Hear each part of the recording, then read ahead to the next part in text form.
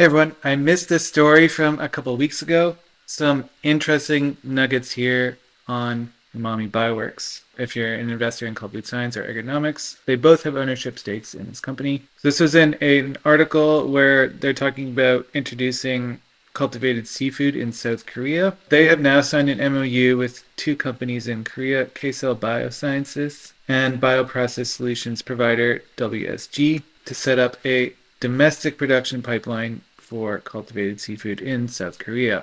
So it looks like this was signed on September 5th, almost 2 months ago now. Interestingly, it looks like WSG and K-Cell are the same company. Maybe they're just two different arms of the same company. If you click on Cell Culture Media on the WSG website, it takes you to the K-Cell website. And the logo is the same. Pretty sure it's the same company. First time I've seen it, so I don't really know anything about them. In what is one of the world's largest seafood consumers, Umami Bioworks will combine its seafood cultivation technology with K-Cell Biosciences cell culture media expertise and WSG's bioprocessing hardware. So these guys create the growth media, so all the proteins and the nutrients that the cells eat, and then this company creates the bioreactors or the big steel tanks where you grow the meat. This collaboration will focus both on the commercialization of cultivated seafood in South Korea, but also this partnership is going to serve as the model for future partnerships across Asia. Umami is providing the production process, the cell lines, and the product forming technology, while K-Cell is supplying cell media ingredients.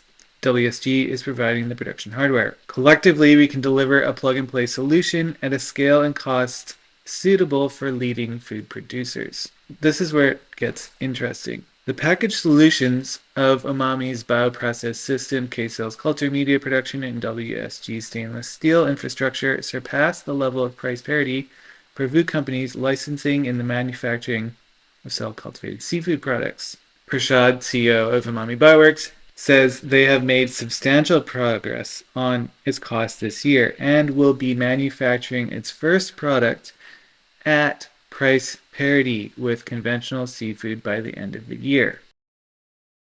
This would enable us to produce with a positive margin from the pilot commercial facility that would come online in 2025. Our intent is to bring each product we launch to market at price parity within the category to ensure we are creating a real opportunity for sustainable system transformation and that price does not become a barrier to adoption. Our R&D pipeline has created a path for substantial cost production over the next 12 to 18 months as well, which will enable us to launch future products at parity with mid-market and eventually mass market price points. They're going to be producing eel to start.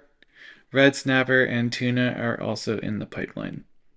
South Korea announced in May that it was setting up a unique regulation-free special zone where food tech companies can research and develop cultivated meat in a region with more accessible regulations. Okay, there's a lot to take in there. Just because they say, oh, we've reached price parity, that doesn't mean that cellular agriculture has suddenly just dropped in price and we're going to magically get all of these really cheap products anytime soon. You have to remember, Umami Bioworks is targeting eel. Eel is a very expensive fish. I've been looking, it's actually hard to find prices. So I found a Chinese website where they're saying that this is 210,000 renminbi per pound, which is about, per ton. Okay, so 210,000 renminbi per ton is 210 renminbi per kilogram. So it looks like we're at roughly 30 US dollars per kilogram. So if you want the English, this is where I found the English source for that Chinese article.